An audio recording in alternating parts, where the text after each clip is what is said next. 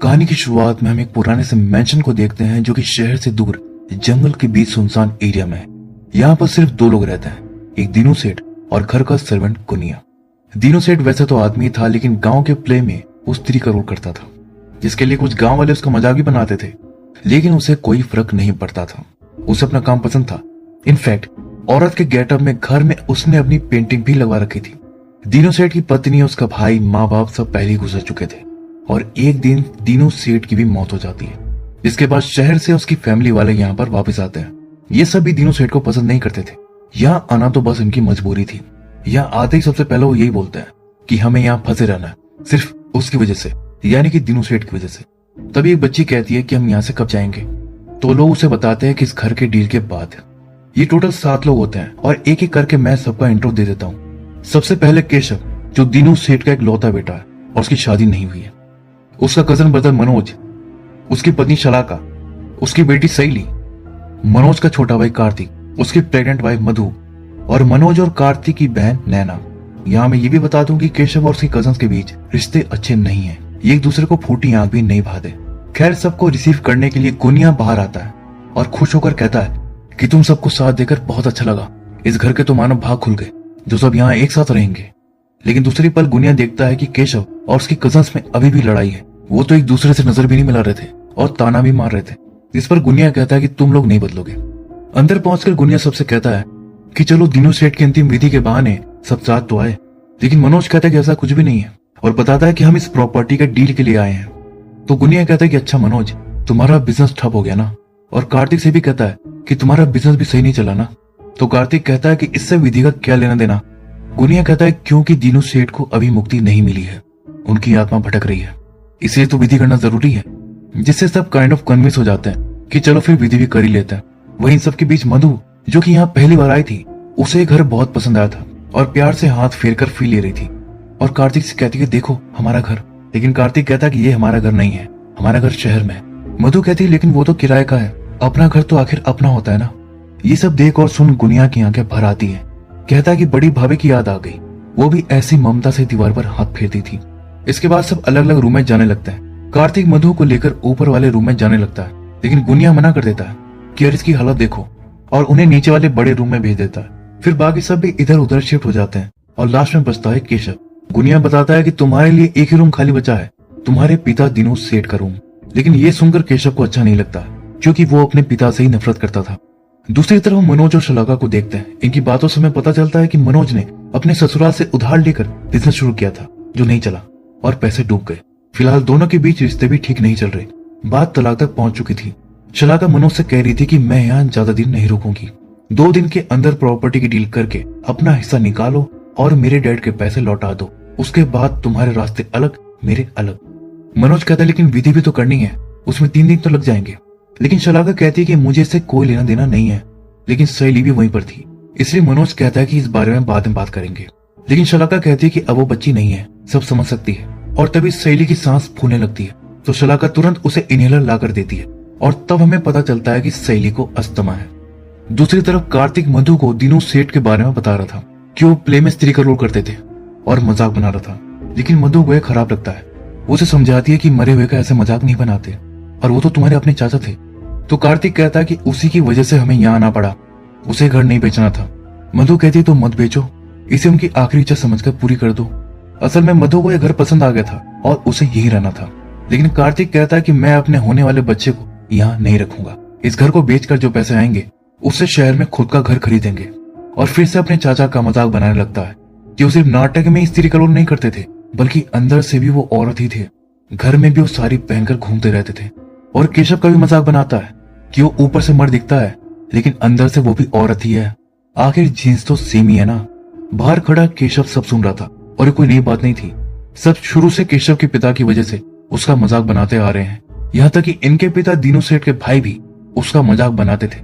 इसलिए केशव अपने ताऊजी और कजन्स सबसे चिढ़ता है और अपने पिता से भी वो गुस्सा है। खैर, अगले दिन सब खाना खा रहे होते हैं। इसी बीच एक स्टोर रूम के खुले दरवाजे से कोई उन्हें देख रहा था। तभी सैली नोटिस कर लेती है कि कोई उसे देख रहा है। लेकिन तभी गुनिया सामने आ जाता है और दरवाजा एकदम से बंद हो जाता है, जिससे सैली डर जाती है कि इस रूम में तो कोई रहता है और शौक होकर उधर ही देखे जा रही थी। तभी गुनिया उसे टोक देता है कि बेटा उधर क्या देख रही हो, खाने पर ध्यान दो। फिर वो सबको बताने लगता है कि रिचुअल 3 दिन तक चलेगा। पहले दिन शांति और हवन, दूसरे दिन श्राद्ध और तीसरे दिन समुद्र पर तर्पण। और एक बात सबसे इम्पोर्टेंट है कि सबको एक साथ रहना है। दिनू सेठ अपने पुरखों के पास लौटकर जाने चाहिए, उन्हें मुक्ति मिलनी चाहिए। गुनिया बार बार सबको समझाने की कोशिश कर रहा था कि सबको साथ मिलकर इस घर में प्रेम से रहना चाहिए और अच्छे से रिचुअल परफॉर्म करना चाहिए, ना कि घर को बेचने की बात करनी चाहिए। लेकिन किसी को इन सबसे कोई लेना देना नहीं था। वो अभी भी घर को बेचने की बात कर रहे थे। सिर्फ अकेली मधु थी जो गुनिया की बात से सहमत थी। वो घर को बेचने के पक्ष में नहीं थी।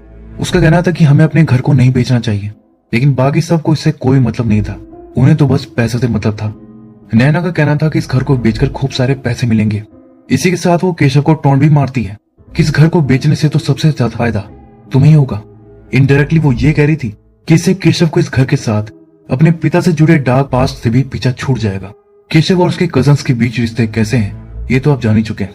ये कोई भी मौका नहीं छोड़ते थे केशव की टांग खींचने का, इसलिए केशव भी अब बुरी तरह चिढ़ जाता है। वो अपनी लाइफ से वैसे ही चिढ़ा हुआ था, तो सोचता है कि इनको भी मजे से रहने क्यों दूं। इसलिए वो साफ बोल देता है कि अब ये घर नहीं बिकेगा, मैं पेपर्स पर साइन नहीं करूंगा, अब तुम्हें जो उखाड़ना है सो उखाड़ लो। और गुस्सा होकर चला जाता है। ये सुनकर बाकी सब भी गुस्सा होकर उसके पीछे जाते हैं। उन्हें देखने मधु भी उठने लगती है, लेकिन गुनिया उसे रोक देता है। कहता है कि अरे बेटा तुम खाना छोड़कर मत जाओ, उनका तो रोज का है, वैसे भी तुम 2 जान हो, तुम खाना खाओ। दूसरी तरफ बाकी सब केशव के पीछे से बोलते हैं कि हम भी देखते हैं कि तू हमें ये घर बेचने से कैसे रोकता है। वैसे ये तो वो बस गुस्से में बोल दिए थे, लेकिन इसका कोई मतलब नहीं था, क्योंकि केशव का हिस्सा बड़ा था। उसकी सहमति के बिना वो घर बेच ही नहीं सकते थे। खैर रात में सब सो रहे होते हैं, तभी नैना को किसी बच्चे की रोने की आवाज सुनाई देती है, जिससे नैना चौंक जाती है, क्योंकि घर में सिर्फ एक बच्ची थी, सैली, लेकिन ये किसी लड़के की आवाज लग रही थी। तो नैना बाहर देखने जाती है। वो नोटिस करती है कि आवाज स्टोर रूम से आ रही थी, तो वो स्टोर रूम की तरफ जाकर खिड़की से झांकने लगती है। लेकिन इससे पहले कि वो कुछ देख पाती, पीछे से अचानक गुनिया आकर उसे चौंका देता है, जिससे वो डर जाती है। गुनिया पूछता है कि क्या हुआ, आधी रात को ऐसे भूत की तरह क्यों भटक रही हो। नैना बताती कि मैंने किसी के रोने की आवाज सुनी थी। तो गुनिया कहता कि दिनू सेठ होंगे, उन्हें मुक्ति नहीं मिली, मैंने बताया था ना, इसलिए तो अच्छे से विधि करनी है। लेकिन नैना कहती कि अरे वो छोटे बच्चे की आवाज थी। तो गुनिया क्या कहता है कि दिनू सेठ भी तो कभी ना कभी बच्चे ही थे ना। गुनिया की बातों से नैना थोड़ी डर जाती है और वहां से चली जाती है। फिर अगले दिन रिचुअल स्टार्ट होता है। इसी दौरान सहेली को लगता है कि अब स्टोर रूम की खिड़की से कोई उसे देख रहा है। तभी इतने में हवन के धुएं से उसे खांसी होने लगती है, तो मधु उसे वहां से बाहर लेकर चली जाती है। फिर इसके बाद हम गुनिया को उसी स्टोर रूम में जाते हुए देखते हैं, और वहां पर एक बच्चा छुपा हुआ था। यही बच्चा सहेली को छुप कर देखता है, और रात को रोने की आवाज भी इसी की आ रही थी। गुनिया उसे चुप करके वहीं रहने के लिए बोलता है, और वहां से बाहर निकलने के लिए स्ट्रिक्टली मना करता है। इसके बाद हम देखते हैं कि बाहर सब फिर से घर बेचने की बात करने लगते हैं, लेकिन केशव फिर कहता है कि घर तो वो नहीं बिकने देगा। तो कार्तिक उसे धमकी देने लगता है कि देख ज्यादा नौटंकी मत कर, नहीं तो मैं पता है कि हमें क्या करना है। जिससे केशव बहुत गुस्से में आ जाता है और कहता है तो क्या करेगा बता। और इसी बात पर केशव और कार्तिक दोनों का झगड़ा होने लगता है। तभी गुनिया ने रोकता है कि बस करो, झगड़ा मत करो। तभी सहेली की चीखने की आवाज आती है, तो सब तुरंत उसे देखने जाते हैं।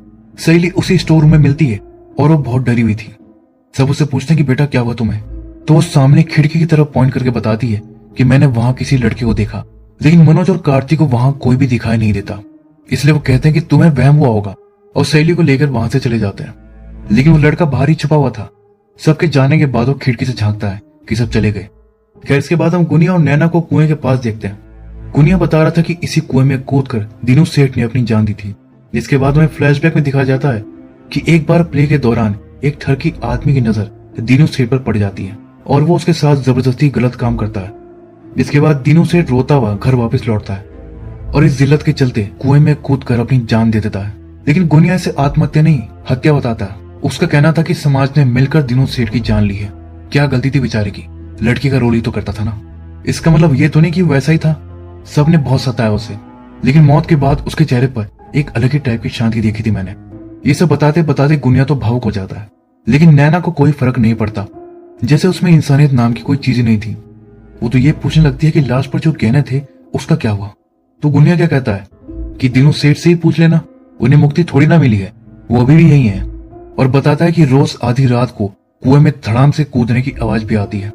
दूसरी तरफ केशव अपने पिता का बक्सा खोलता है, जिसमें उसकी मम्मी की साड़ियां रखी थी, लेकिन उसकी माँ तो जल्दी चल बसी थी।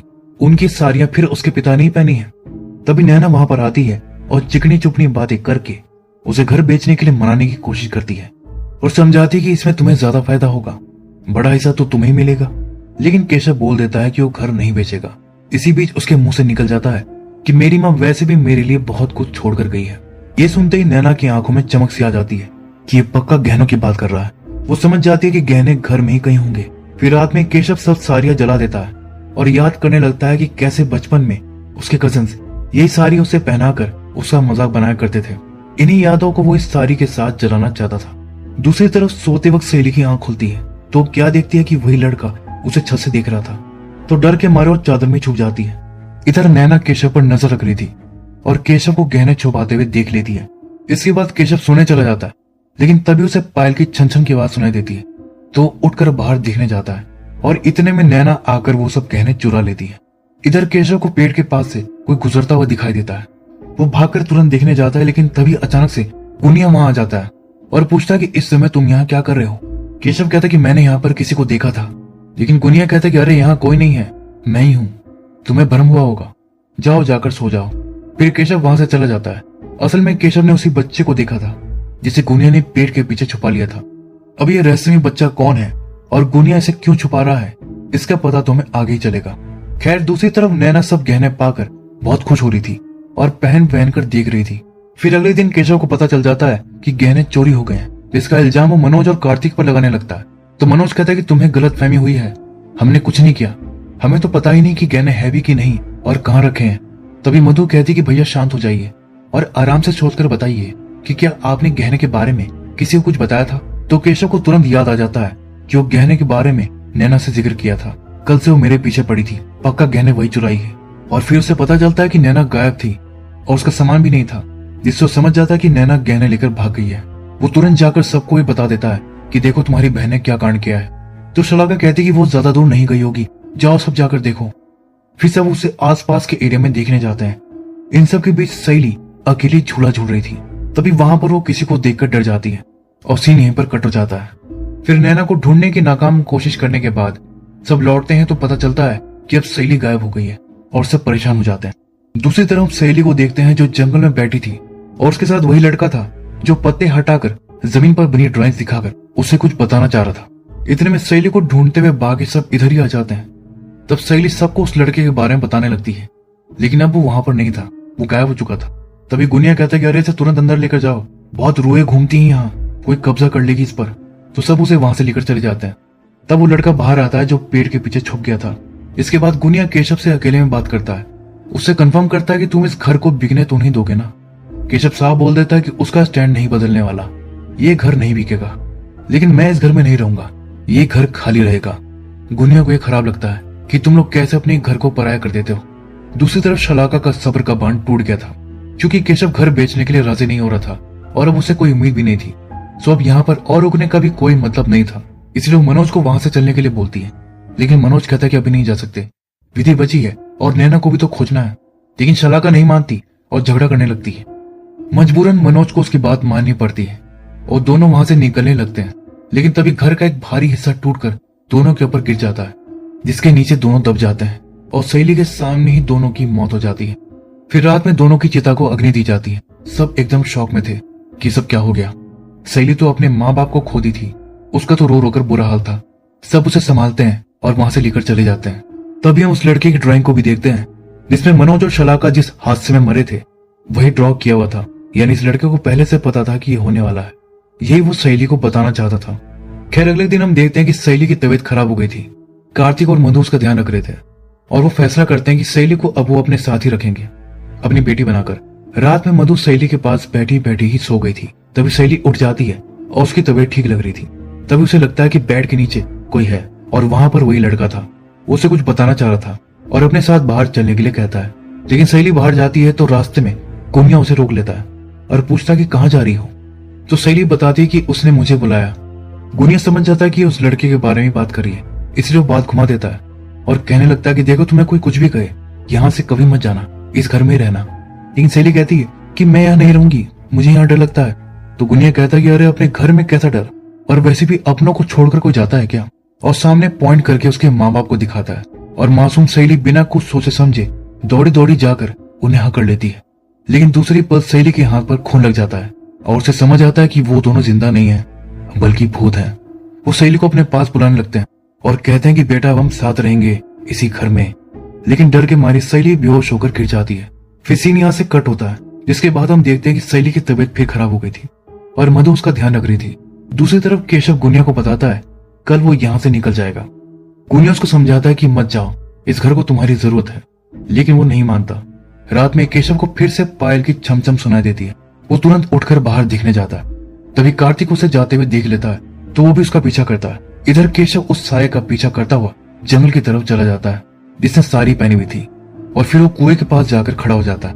केशव समझ जाता है कि ये उसके पिता दीनू सेठ की आत्मा है और उन्हें कोसने लगता है कि आप मेरा पीछा छोड़ क्यों नहीं देते, अब मुक्त हो जाइए और मुझे भी मुक्त कीजिए। आपके काम की वजह से मैंने जिल्लत भरी जिंदगी जी है, इसकी वजह से मैंने शादी भी नहीं करी। ये बोलते बोलते वो बहुत गुस्सा हो जाता है और कहता है कि अब आप नहीं गए तो आपको इसी कुएं में धक्का देकर मार दूंगा, और जोश में कुएं की तरफ भागता है। लेकिन दीनू सेठ हट जाता है और केशव भी कुएं में गिरकर मारा जाता है। और तब यहाँ पर शॉकिंग ट्विस्ट रिवील होता है कि वो दीनू सेठ की आत्मा नहीं थी, बल्कि गुनिया ही दीनू सेठ बनकर घूम रहा था। और कहता है कि मैंने कितनी बार मना किया कि मत जाओ, लेकिन तुम नहीं माने। अब इस घर से कोई नहीं जाएगा, मैं किसी को जाने नहीं दूंगा। मनोज और शलाका की मौत कोई एक्सीडेंट नहीं थी, असल में गुनिया ही सबको मार रहा था, जो भी घर से जाने की बात कर रहे थे। लेकिन पीछे से कार्तिक ये सब देख और सुन लिया था, और डर के मारे गिरता पड़ता वो मधु के पास जाता है और सब बताने लगता है। लेकिन इससे पहले गुनिया वहां जाता है। फिर केशव से कुछ भी बोलने में नहीं बनता। यहाँ आते वक्त केशव के पैर में चोट भी लग गई थी, जिस बहाने से गुनिया उसे कहता है कि कितनी बार कहा है कि रात में मत घुमा करो, देखो अब चोट लग गई, और उसे लगाने के लिए लेप देता है। फिर मधु उसे लेप लगाने लगती है और कहती है कि हम इस घर को नहीं छोड़ेंगे, हम यही रहेंगे। ये सुनकर गुनिया खुश हो जाता है। गुनिया कहते कि बहुत अच्छे। सहेली ने भी यही सोचा है, वो भी यही रहेगी, और वहां से चला जाता है, जिससे कार्तिक घबरा जाता है कि उस सहेली को कुछ ना कर दे। मधु को कुछ भी आइडिया नहीं था कि क्या चल रहा है, और कार्तिक के पास बताने का टाइम था नहीं। वो तुरंत सहेली को बचाने जाता है और मधु को वार्न करके जाता है कि जब तक मैं सहेली को लेकर ना आऊं, दरवाजा बंद रखना, गुनिया के लिए भी मत खोलना। इसके बाद वो सहेली को घर में सब जगह ढूंढता है, लेकिन वो कहीं नहीं मिलती। दूसरी तरफ सहेली जंगल में बेहोश पड़ी थी। इतने में कार्तिक उसे ढूंढता हुआ वहीं आ जाता है। कार्तिक देखता है कि सहेली की हालत खराब थी, उसे अस्थमा का अटैक आया था, तो उसे तुरंत लेकर घर जाता है और उसका इनहेलर ढूंढने लगता है। लेकिन इनहेलर उसे नहीं मिल रहा था, क्योंकि वो गुनिया के पास था, और बिना इनहेलर के बेचारी सहेली की तड़प तड़प कर मौत हो जाती है। और इस सीन की ड्राइंग भी जमीन पर बनी हुई थी। सहेली को अपने सामने मरता हुआ देख कार्तिक टूट जाता है कि मुझे माफ कर दो बेटा, मैं तुम्हारे लिए कुछ नहीं कर पाया। तभी गुनिया वहां आता है और इनहेलर फेंक कर दिखाता है, जिससे कार्तिक समझ जाता है कि यही सहेली को मारा है, और उससे सवाल करता है कि आखिर तुम्हें चाहिए क्या, क्यों मारे हो सबको। तो गुनिया कहता है कि मुझे कुछ नहीं चाहिए, इस घर को चाहिए, इस घर में रहने वाले, इससे प्यार करने वाले, इसलिए मैंने सबको रोक दिया, मारा नहीं। और सहेली तो यही है, अपने मम्मी पापा के साथ बहुत खुश, और उनके भूत को दिखाता है। ये देखकर कार्तिक डर जाता है। ऊपर से गुनिया कहने लगता है कि अब तुम्हें भी यही रहना है, सबके साथ, हमेशा के लिए। लेकिन कार्तिक कहता है कि मैं तुम्हारे जाल में नहीं फंसूंगा, मैं अपनी पत्नी को लेकर यहाँ से चला जाऊंगा। इस पर गुनिया एक हाथ से उसकी गर्दन पकड़कर ऊपर टांग देता है और कहता है कि यहाँ से मेरी इजाजत के बिना कोई नहीं जा सकता, और उसे नीचे पटक देता। हल्के से टच से भी उसे दूर फेंक दे रहा था, जिससे कार्तिक को समझ आ जाता है कि गुनिया कोई इंसान तो नहीं है। वो डर कर वहां से भाग जाता है और गुनिया जोर जोर से हंसने लगता है। कार्तिक तुरंत मधु को देखने जाता है, लेकिन अब वो रूम में नहीं थी, तो कार्तिक उसे सब जगह ढूंढता है। फाइनली मधु से मिल जाती है, लेकिन पता नहीं उसे क्या हो गया था, वो होश में नहीं थी और अजीब सी बातें कर रही थी। कार्तिक उसे पकड़कर जोर से झड़कता है कि मधु होश में आओ, तब जाकर वो होश में आती है। फिर कार्तिक उसे लेकर जाने लगता है। इसी दौरान कार्तिक का पैर एक फट्टे पर पड़ने से वो सड़क जाता है, जिसके नीचे शॉकिंगली उन्हें नैना की लाश मिलती है और उसका गला कटा हुआ था। कार्तिक को लग रहा था कि वो गहने लेकर भाग गई, लेकिन अब पता लगा कि उसे भी गुनिया ही मारकर यहाँ छुपा दिया था। असल में उस रात जब नैना अपने रूम में गहने लेकर बैठी थी, तभी गुनिया वहां पर आया था और उसके सोने की हार से ही उसका दम घोट दिया था, जिससे उसका गला भी कट गया था। कार्तिक अब मधु को बता देता है कि ये गुनिया का ही काम है और बाकी सबको भी वही मारा है, हमारी जान भी खतरे में है, हमें तुरंत यहाँ से निकलना होगा। लेकिन मधु कहती कि सहेली कहाँ है, तो कार्तिक बताता है कि सहेली भी मर चुकी है, गुनिया ने उसे भी मार दिया, वो कोई इंसान नहीं है, कुछ अलग है, चलो मेरे साथ। दूसरी तरफ गुनिया पानी गर्म कर रहा था और नाइफ भी ले रखा था, यानी वो मधु के बच्चे की डिलीवरी के चक्कर में था। उसे वो बच्चा चाहिए था, इसलिए शुरू से वो मधु का इतना ध्यान रख रहा था। इधर दोनों यहाँ से निकलने के चक्कर में थे, लेकिन सामने का दरवाजा अचानक ब्लॉक दिखाई देता, जिससे दोनों चौंक जाते हैं कि ये सब पहले तो यहाँ नहीं था। मधु कहती कि ये सब क्या हो रहा है। तब कार्तिक मधु को समझाता है कि ये सब वो गुनिया ही कर रहा है, मैंने कहा था ना वो इंसान नहीं है, कुछ अलग है। फिर वो पिछले दरवाजे से बाहर निकलने लगते हैं, लेकिन सामने गुनिया चिता की लकड़ी लिए खड़ा था और खतरनाक तरह से हंस रहा था। इससे डरकर कार्तिक तुरंत दरवाजा बंद कर लेता है और गुनिया ठेले से पिछला दरवाजा भी ब्लॉक कर देता है और दोनों अंदर ही फंस जाते हैं। तभी मधु वहां पर पानी और चाकू देखकर समझ जाती है कि उसे हमारा बच्चा चाहिए। वो पैनिक कर जाती है और कार्तिक से कहती है कि प्लीज कुछ करो, हमारे बच्चे को कुछ नहीं होना चाहिए। कार्तिक उसे समझाकर किसी तरह शांत करता है और कहता है कि अभी वो अपनी तैयारी में लगाए ना, तब तक मैं जाकर दरवाजे के सामने सब सामान हटाता हूँ। और सेल्फ डिफेंस के लिए उसे एक हंसिया भी देकर जाता है। फिर एक तरफ गुनिया दोनों के लिए चिता तैयार कर रहा था, तो दूसरी तरफ कार्तिक दरवाजे के सामने से सब सामान हटा रहा था। और बड़ी ही मुश्किल और मेहनत के बाद फाइनली वो दरवाजा खोलकर बाहर आ जाता है। लेकिन दूसरी तरफ मधु का सामना गुनिया से हो जाता है। मधु उसे हंसिया दिखाकर पीछे हटने के लिए कहती है, लेकिन वो नहीं रुकता और फिर वही सब बातें करने लगता है। कहता कि मधु बेटिया यहीं रुक जाओ, तुम्हें तो ये घर पसंद है ना। मधु से बहुत डर जाती है और अपने बच्चे को बचाने के लिए वो मान जाती है कि ठीक है मैं रुकूंगी। लेकिन ये मधु की चाल थी और बहाने से वो गुनिया को धक्का देकर रूम में बंद करके भाग जाती है।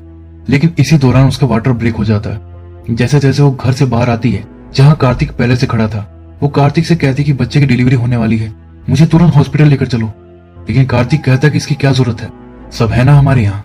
जिसके बाद गाड़ी से सबके भूत बाहर निकलकर आने लगते हैं और तभी उसे पता चलता है कि कार्तिक भी मर चुका है और जिससे वो बात कर रही थी वो उसका भूत है। फिर सब मिलकर उसे घेर लेते हैं। मधु बहुत डर जाती है कि प्लीज मेरे बच्चे को कुछ मत करो।